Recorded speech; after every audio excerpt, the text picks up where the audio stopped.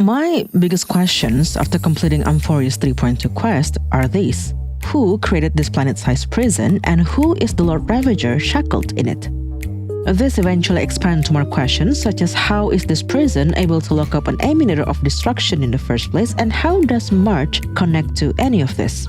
It always goes back to March, I fear. All of my Amphoreus related questions, they always go back to March. To answer these questions, we will need a few things. A lot of references from Amphoreus quests, naturally, some from Penacony quests, especially the 2.71 because the events in that quest did foreshadow what is happening in Amphoreus, then some from one particular quest in Genshin Impact, and also some from March's companion mission. Yes, that one quest that was released almost 2 years ago now is in fact relevant in answering these questions. So this whole thing ends up quite lengthy. For you guys who have been encouraging me to make longer videos, the time has finally come. I think it's close to 8,000 words in total, which is kinda poetic considering that at the time of recording, my channel is sitting at 8,000 subscribers. Anyway, let's talk about it. In 3.2, we see yet another Chrysos heir embracing their destiny despite their initial rejection of it.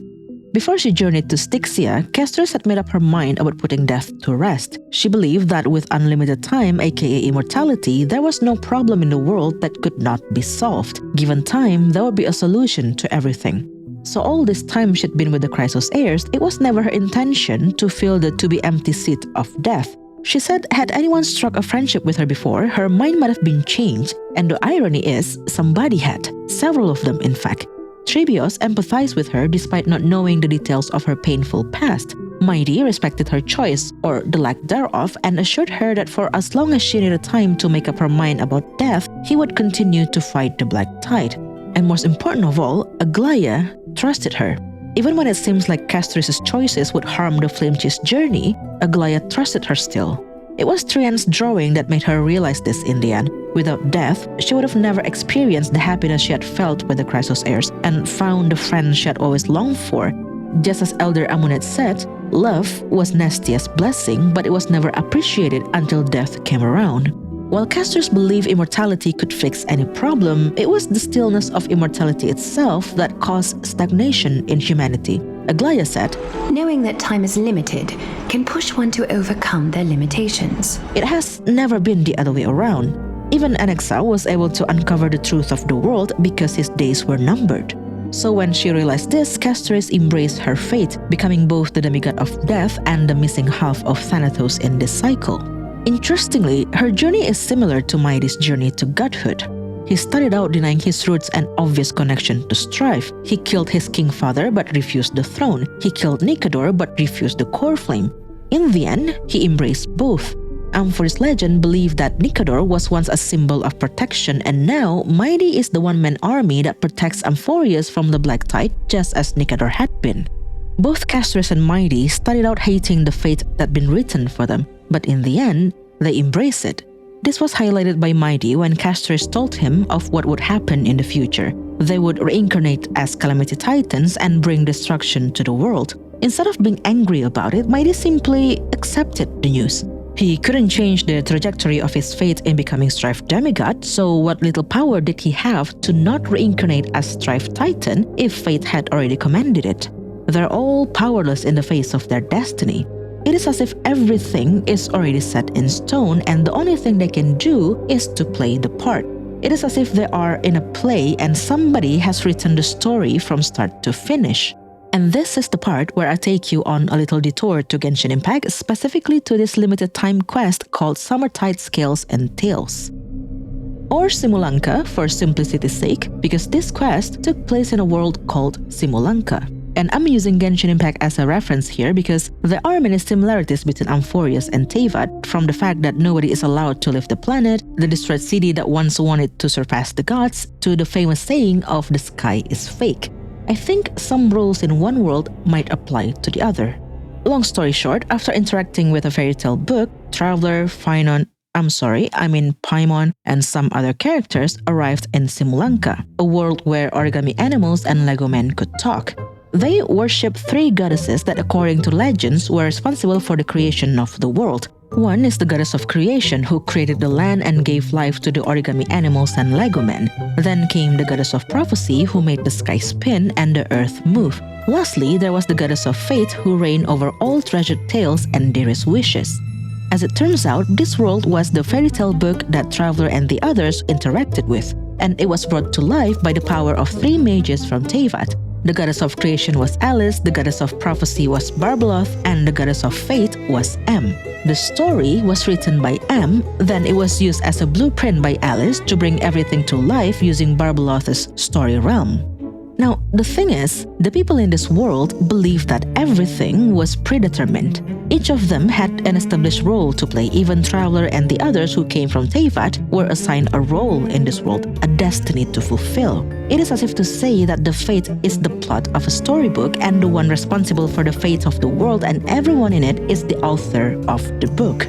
Now, going back to Amphoreus, when the Express crew questioned Black Swan about the third path on the planet, this is what she said. Unfortunately, fate is keeping the third path a mystery. And I couldn't help but think that she meant fate as in a person instead of fate as in the literal fate itself.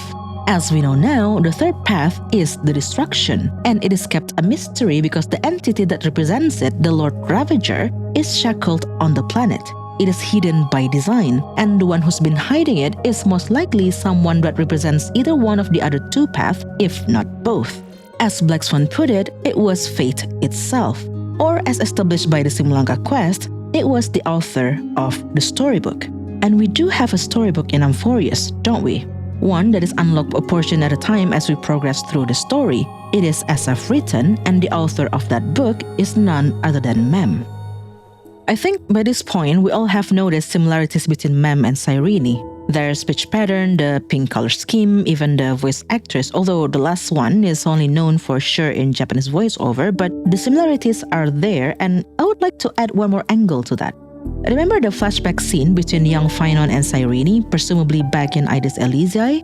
In that scene, Cyrene revealed a card to Phynon and told him that it was the Deliverer card. She said this card meant that one day Phynon would be a hero worshipped by all and that he would protect the world and save lots of people. Phynon didn't like that idea because he only wanted to save those he cared about. The world was full of bad people, he said. Why would he want to protect all of them?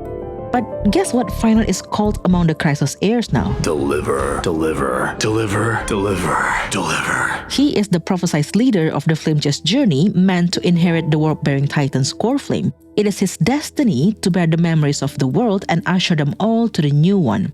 Despite his rejection when Cyrene revealed the card to him, he is now living that prophesied role.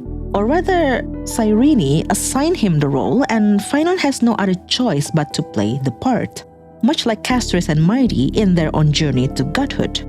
Since Phynon is now walking down the path of the Deliverer as dictated by a card Cyrene pulled for him, what if this is also the case for the other Chrysos heirs? What if these cards that we've been collecting, we've been unlocking in the book, are the roles assigned to them in the story, and that is why they cannot break free from it? So if Phynon's fate is written by Cyrene, represented by his card in the book, just as the fate of the other Chrysos heirs, and the author of this book is supposed to be Mem, that means Mem and Cyrene are one and the same. Cyrene wrote Amphoreus' saga of heroes, the epic journey of heroes fighting gods and taking over their roles in the world, and brought that story to life, to the world that we know better as Amphoreus. These heroes, the Chrysos heirs, were destined to take up the Titan's core flames because it was their fate as Cyrene had written. But then, who is this Cyrene? How was she able to conjure up this world in the first place? How did she become Mem? Well, the answers to these questions can be found in the content of the book itself and some hints from Black Swan. And what's the content of the SF written book? Well, it's cards, a bunch of cards with pictures of the Chrysos heirs that progressively become more complete the more stories unlocked and etched onto the cards. It is a bunch of cards that record the stories of the Chrysos heirs. Or perhaps I should say cards that record the memories of the Chrysos heirs. Not unlike the light cone that is a package of solidified phenomena, some kind of technology from the Garden of Recollection that allows one to carry memories around. I mean, you knew this, you've been pulling a bunch of these for your favorite characters. Remember how Black Swan once gave Trailblazer a card as a parting gift in Penacony, but then revealed that it was actually an empty light cone? These Chrysos heir cards are solidified memories. These are light cones that contain the memories of the Crisis Heir's epic journey. Since Mem is Cyrene and Cyrene showed one of these cards to Finon before, that means Cyrene is someone related to Remembrance, as unsurprising as it may be. So who is she then? What is her connection to the Remembrance that allowed her to conjure up a planet-sized prison in the first place? In Penacony, Gallagher said that creating the Land of the Dreams, creating Penacony, was like filling the wild ocean of Memoria with earth to make an island. It was not an easy task and could only be done either by using a Stellaron or with the help from an Emanator of Remembrance or Enigmata. So when Black Swan said that there were extremists in the Garden of Recollection who wished to convert more worlds to be like Amphoreus, Himeko wondered if those extremists were in fact Emanators. After all, just as Gallagher said, it was not easy trying to convert an entire planet, and Black Swan encouraged Himeko to be bolder with her guesses. The people that she was talking about were in fact an organization that had already attached itself to the pinky finger of Fuli, a group of people very close to the Aeon. This could be what Cyrene is. She is part of this group. So if this group is much closer to Fuli than Emanators are, as suggested by Black Swan, we're talking about a group of people that is potentially more powerful than Emanators, which is crazy because Emanators have their power granted directly by the Aeons, which makes their power incomparable to mere mortals. Now, if there is a group of people much closer to Fuli than the Emanators of Remembrance and Cyrene is part of that group, then it makes sense how she was able to create Amphoreus in the first place. Her power is much greater than that of an Emanator. And this is the answer to Cersei's question, the last question from the Risen Titan that Anaxa didn't have the answer to. See, in order to pass the Risen trial, Anaxa had to answer one question from Cersei's. What exactly are we? We as in the Titans and the humans, like what are they? What are their essence? Not like her relationship with... Anaxa proposed that the very essence of the world, which was their souls, were seeds that held records of the memories of the world. They were the buds that sprouted from the seeds and becoming new extensions of the world. He's saying that they are memories and were born from one. This answer did satisfy Cersei, and it made him the Risen Demigod before he met his demise. However, with this proposed answer came another question from the Titan.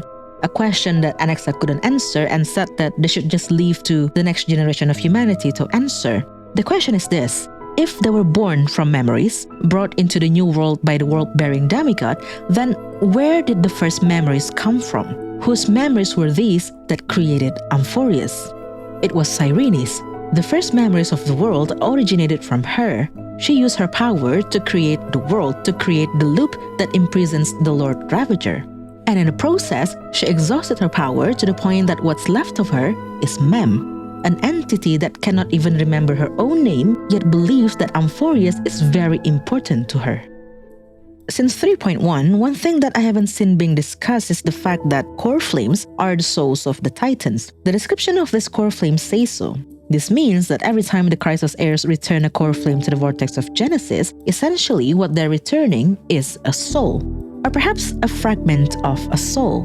When the Crisis Heirs went to the grove, Mem tried to read the memories of the black tide eroded creatures, and she failed. It was probably because these creatures no longer had their souls, Castro said, because those consumed by the black tide lost their souls. This suggests that memories are intertwined with the soul of the being. Now, Mem's improved speech has been explicitly connected with the defeat of the Titans. Castor said she noticed it after they defeated Nikador. Then Ornyx was defeated by the Flame Reaver and Mem's speech improved further. Right? I think that it's amazing too! Testing, 1, 2, 3! Testing, 1, 2, 3! When asked about it, Mem said that it was definitely because of all the memories they've been collecting, but what they've been collecting are the core flames. It is as if Mem is getting more complete with each Titan's defeat and each core flame return, just as Nikador, who was made whole when all of his aspects were freed from the sword vessels and combined into one. It is as if the core flames itself are the fragments of Mem's soul, and only by returning it could she be made whole again. Perhaps it is because Cyrene split herself into many fragments that the only thing left of her is Mem, as incomplete as she is. Those fragments of herself are what then became the Titans, the original memories of the world. This is what this line in the Golden Epic trailer means. Then the gods cast down the core flames. and the Titans were born within. Cyrene split her soul into 12 fragments, into 12 core flames essentially, and from it were the Titans born, which then makes her the mother of the Titans. The mother that Onyx has been calling out for? That's Cyrene. Considering Cyrene is someone very close to Fully and Fully is Skyfather, I think this makes sense. But didn't Onyx start calling out for Mother after she noticed March's camera? Yes, and that is because Mem was inside the camera. I'll get back to this later, I promise. So each one of these fragments represent a different aspect of Cyrene, just like Nikador's aspects, just like the many aspects of Tingyun that were split due to some Memoria shenanigans in Penacony. There were Visionary Tingyun, Sleepwalking Tingyun, Kitty Tingyun, etc. The 12 fragments of Cyrene are the 12 concepts of the Titans, each with a different role to play, and she designed this world in a way that the authority of the 12 Titans would last forever. A role that is then made into the Flame Chase journey to imprison the Lord Ravager. But before we get to the how, let's talk about the who. Let's talk about the identity of the Lord Ravager. Now that we know somebody is being shackled in Amphoreus, this gives a new meaning to this particular shot from the Golden Epic trailer. This image of someone's hand being chained up and where the golden blood was dropping onto before it spread all over the land.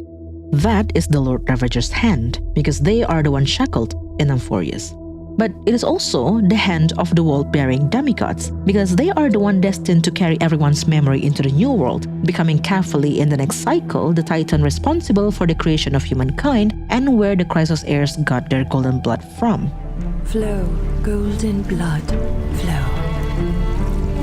Converge into a boiling river that flows to the heroic heirs of this world. In other words, the world-bearing demigod's real identity is that of a Lord Ravager. It is Phynon in the current cycle and it was Chaos in the previous one, but I suspect they're actually one and the same. I mean, think about it. Chaos was still around for the majority of the flashback that Anaxa recovered, if not for all of them, including the time Polixia was completing the death trial, but the story was very careful in not showing what he looked like. Besides, Phynon is not Phynon's real name. Maybe Chaos is not his real name either, and I wouldn't be surprised if his real name turns out to be, Kevin.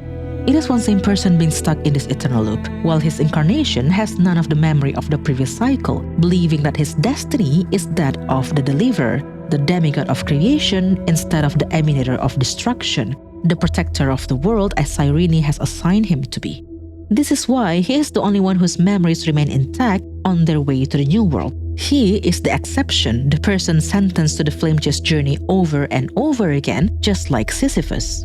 Aside from Trailblazer and Danheng, he was the only real person in Amphoreus, which is why they were the only traces that Herda saw when she arrived at the entrance of Amphoreus. The two clay statues were Trebios and Aglaya. No, not Anaxa and Aglaya, because if this scene was supposed to mimic the scene of Anaxa's execution, he should have been dead by this point. Unless you're just forgetting that Trinan was there? Anyway, this is where the Flame River comes in. By this point, I believe you have heard the theory of the Flame River equals Phynon. Whichever variant you have heard of, be it Phynon from the future, the past, or even the present, the gist of it is that the Flame River might be another version of Phynon. They bear a lot of visual similarities, and the Flame River has knowledge of stuff that he otherwise wouldn't know about if he's not Phynon himself.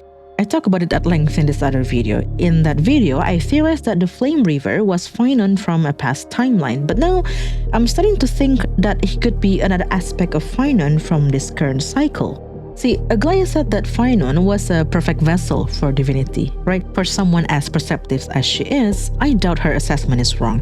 Aglaya genuinely could not perceive any flaw in Phynon, hence a perfect vessel. So, what if Phynon does not have a flaw, not because he is that perfect poster child, but because that flaw, that aspect of his, has been separated from his person? His dark side, so to speak, is the Flame River. And what did Anaxa say about the Flame River again? Nobody stood a chance against him, not even Circe was a Titan, because the Flame River's power did not seem to be granted by any Titans. It originated from beyond the sky. And what is there beyond Amphoreus? The Eons, a belief system so foreign to Amphoreus. If Flame River's power is granted by something from beyond the sky, by an Eon, that makes him an Emanator. And so far, there's a pattern to playable Emanators in the game, right? One is that they require some teammates that follow the same path, and two is that their in-game path is their lore path. Akron is a self-annihilator, an Emanator of Nihility, and her in-game path is Nihility. Herda's in-game path is the Erudition, and she is an Emanator of Erudition. So on that note, no, the Arbiter Generals are not Emanators of the Hunt, unfortunately. If they are, I think Hoyo would have said so by now, just as we've been constantly reminded that Herda is an Emanator of Erudition. I am Herda herself, the Emanator of Erudition. With that said, Herda herself, Emanator of Erudition. Anyway, what I'm trying to say is that if Phynon becomes playable, and his playable path turns out to be the destruction, that is all the confirmation that I needed. As to which Lord Ravager he might be, well, based on his visual alone and the fact that Amphoreus never had an actual son, I think he is the Sun Devourer.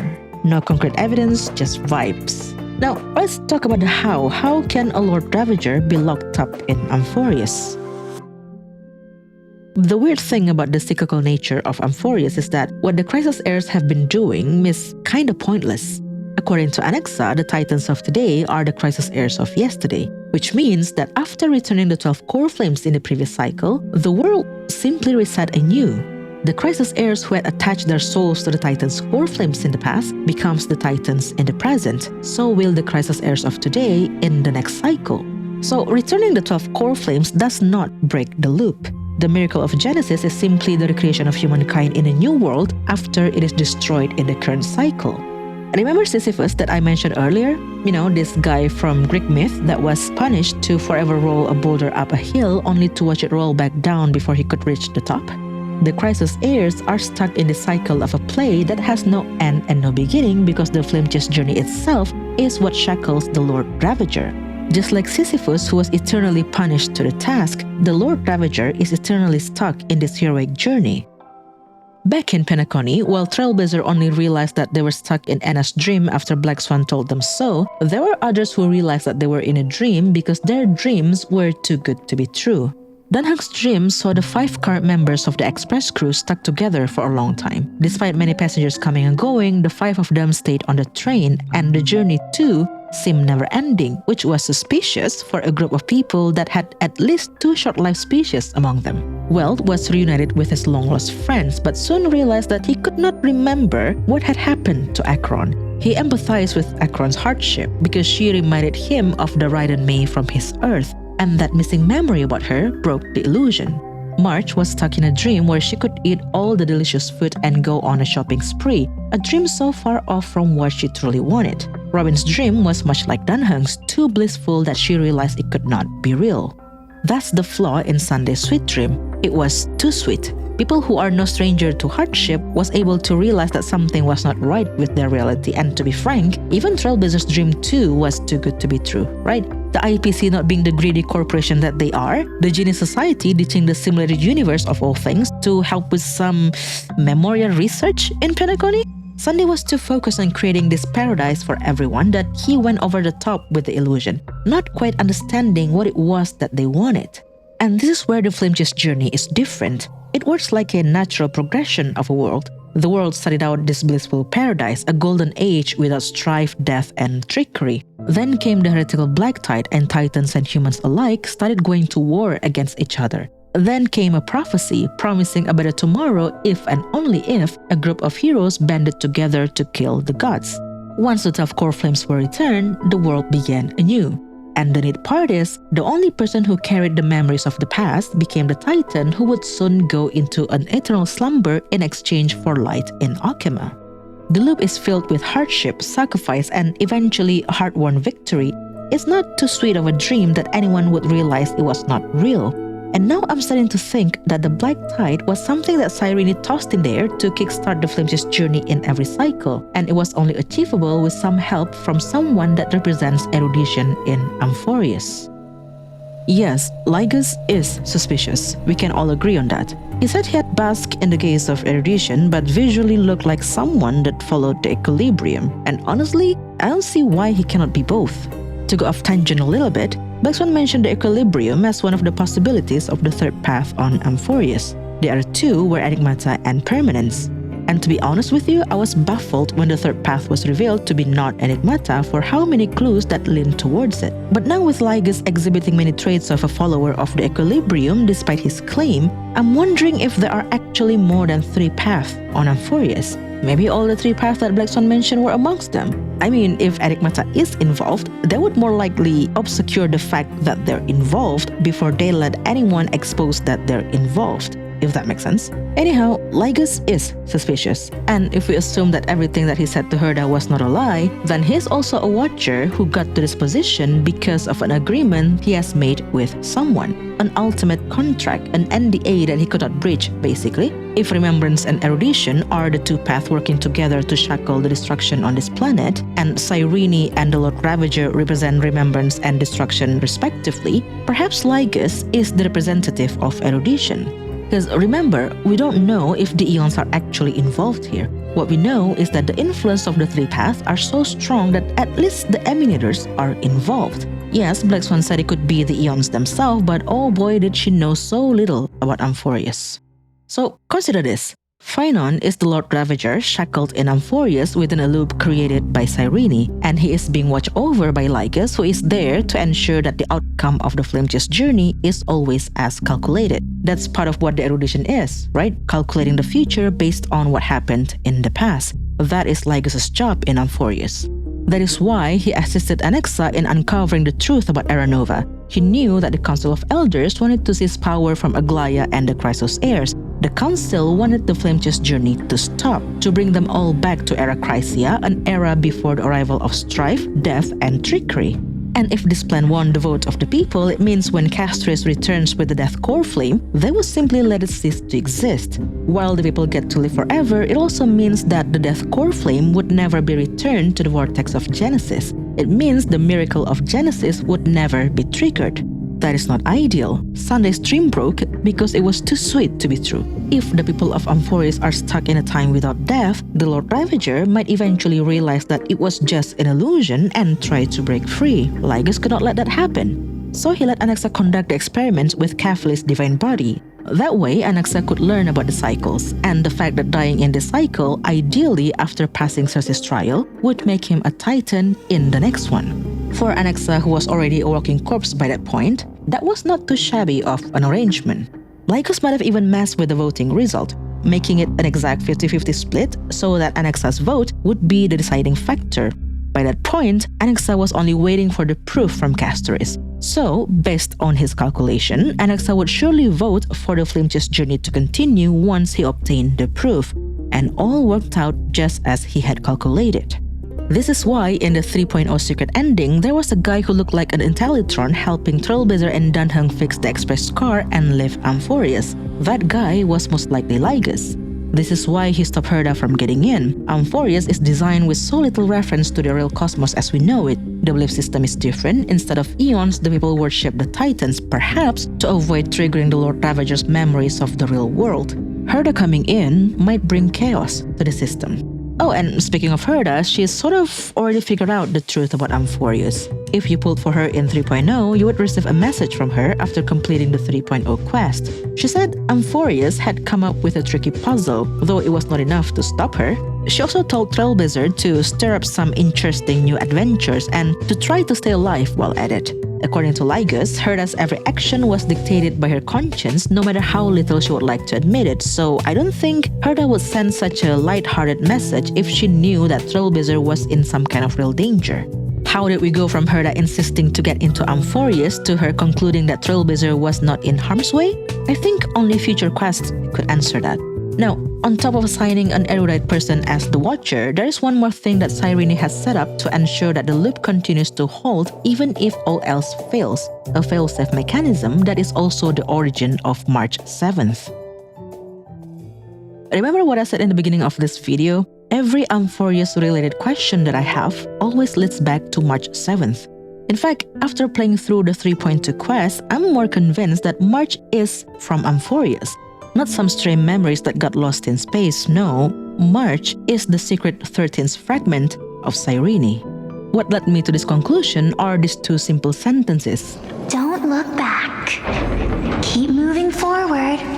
Always. And before we get into the details, allow me to refresh your memory and give you a quick recap of what happened in March's companion mission. This quest took place after the Express crew resolved the Stellaron crisis on the Luofu. March, who had seen what the Matrix of Prescience could do during Kafka's interrogation, asked Fushuan if it could perhaps recover her lost memories. Fushuan said it was plausible, but they would never know until they tried, and so they did. Using some items related to March's memories, the Matrix did an extrapolation of the past, allowing March to trace back her memories starting from the most recent journey on the Luofu to the very beginning, which was her rescue on the Express. Along the way, there were distortions that Fushuan believed were there to hinder March's progress. She wondered if March had experienced a great suffering in the past and that all the distortion were simply March's subconscious trying to protect her from remembering those painful memories. Although, of course, they could not discount the possibility of it being the work of some external forces. If the latter was true, then that meant somebody intentionally chose to leave warnings in March's subconscious to prevent her from recalling the truth. This distortion turned out to be the work of a messenger from the Garden of Recollection who claimed that what she'd been doing was for March's protection. Hoping that March would not explore any further, the messenger compromised and showed March her origin. This so-called origin was the memory of March being frozen in the six-faced eyes. The messenger said that this was March's origin. It was from this point on that her life unfolded. Anything that happened before that was meaningless. Now, while the connection does not seem obvious at first glance, the quest from the last patch of a major version does foreshadow what would happen in the following planet. For example, 1.6 is foreshadowing the events in Penacony, and now 2.7 is foreshadowing what's happening in Amphoreus. Like the many aspect of Tingyun foreshadowed Cyrene's fragmented soul. And if the Flame River does turn out to be the flawed Finon from the current cycle, then Sunday, who was split in two, foreshadowed Finon's current situation. Which also means eventually we will get to see the Flame River and Finon fusing into one again, just as Sunday and 1 week did. Anyway, one small detail from Tingyun's split self that can easily be missed is that when 1 week did the tuning, not all of her aspects returned to her. One of them ventured too far away and had not returned. This wandering aspect of Tingyun represents March 7th. Look, she even boarded the red and feldspar that at this point of the story belonged to the Astral Express. In a way, just like March 7th, Tingyun's last wandering aspect went ahead and boarded the Astral Express. Unlike Tingyun, however, March floating in space out of Amphoreus was not an accident. Cyrene did that on purpose to ensure that she herself could not be made whole again. I mean, think about it. The Chrysos heirs were able to defeat Nicador after his 5 aspects fused into one. Circes, who split her core flame into 3 parts, became whole again after all the 3 parts were collected and combined. So technically, if there are only 12 fragments of Cyrene, once all of them are returned to the vortex of Genesis, shouldn't that make her whole again?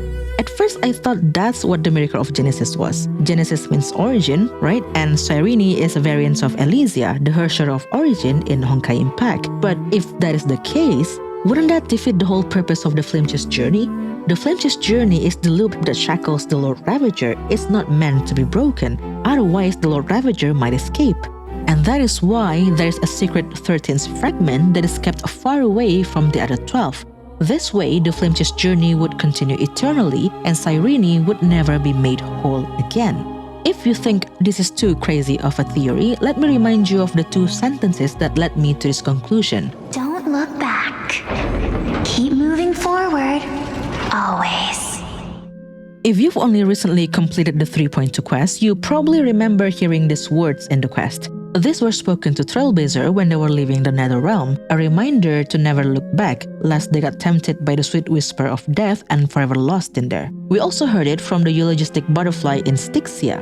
However, it was not in 3.2 that we heard of these words for the first time. It was actually in 1.3 during March's companion mission. At one point during the quest, March ended up on the Express, reliving the moment she was rescued by the crew. As she walked down the corridor, March heard someone repeatedly whispering these words in her head.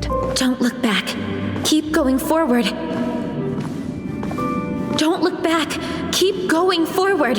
It is as if she was from the Netherrealm and somebody opened the gate for her to escape, reminding her to never look back no matter what. She was then launched out of Amphoreus with nothing but the 6-faced eyes to protect her. So it's not that March lost her memories. is that prior to her rescue by the crew, March did not have memories to speak of. What was shown to her by the messenger was quite literally her origin. Before that, she was part of Cyrene. Her getting sick and eventually encased in the six-faced eyes again once the crew got close to Amphoreus was not a coincidence either. It's that last layer of fail-safe mechanism that ensures that March would never set foot in Amphoreus, which works pretty well, right? March got sick and soon she was taken out of the Amphoreus trailblazing team. The messenger that was blocking March throughout the quest, it was also part of that mechanism. As Fusion said, somebody intentionally planted the distortions in March's subconscious to stop her from learning the truth. The messenger even called March my child. Just as Ornyx was granted life by Cyrene, so was March. So, when March was exploring the memory of a rescue by the crew, she was actually trapped by the messenger along that corridor of the passenger car. She walked down the corridor, heard the voice telling her to keep moving forward, but when she reached the end of the corridor and opened the door to enter the next car, she was back at the beginning of the passenger car. The quest note at this part says, the messenger seems to have locked March and Fushuan into a memory that is an enclosed loop. March was still a nameless girl drifting in space until the Astral Express saved her and she gained a family for the first time. March would love to stay in this memory for longer. Now, to me, that sounds similar to the loop that is the Flame Chase journey. It's a similar trick basically, which is an illusion that fits into one's desire. What March wanted was a sense of belonging. She wanted to belong somewhere, and she was trapped in the loop of a memory where she met her found family for the first time. Phynon wants to protect those he cares about, so he's put among the Chrysos heirs, nurtured to care for the people of Amphoreus amidst the growing threat of the Black Tide, naturally becoming the fated protector of the world. It stands to reason that the same person is behind both loops, and we've established that that person is Cyrene. The interesting part here is that March was able to break from her loop. Fujian said that perhaps instead of going forward as suggested by the voice, March should go back. And so March did that, and that broke the loop. The only way forward is back. And perhaps that is what the Flame Reaver has been trying to do. Instead of letting the Chrysos heirs return the core flames to the vortex of Genesis, which would then kickstart the miracle of Genesis, resetting the world anew, he steals these core flames to keep them away from the vortex of Genesis. Perhaps part of his plan is to let the core flames cease to exist. Kynes would love to team up with him if that's true. Though I still cannot figure out why he would kill Cyrene if Phynon's account of the event could be trusted at all. See, he said he saw the Flame Reaver's form when he was in Nikador's trial. That was the first time he could see him, implying that when the Flame Reaver allegedly killed Cyrene, Phynon did not see him clearly, if at all. To me, that sounds just like an unreliable narrator at best. He did not see the Flame Reaver, but he linked the Flame Reaver to Cyrene's death anyway, simply because of the sword and nothing else, really, right? And oh yeah, I did say I would circle back to March's camera, so here goes. Since March told Trailblazer to keep an eye on the first local that they would meet in Amphoreus, I paid extra attention on that front. While it seems obvious that the first local is Phynon, technically it was Mem that Trailblazer first met in Amphoreus.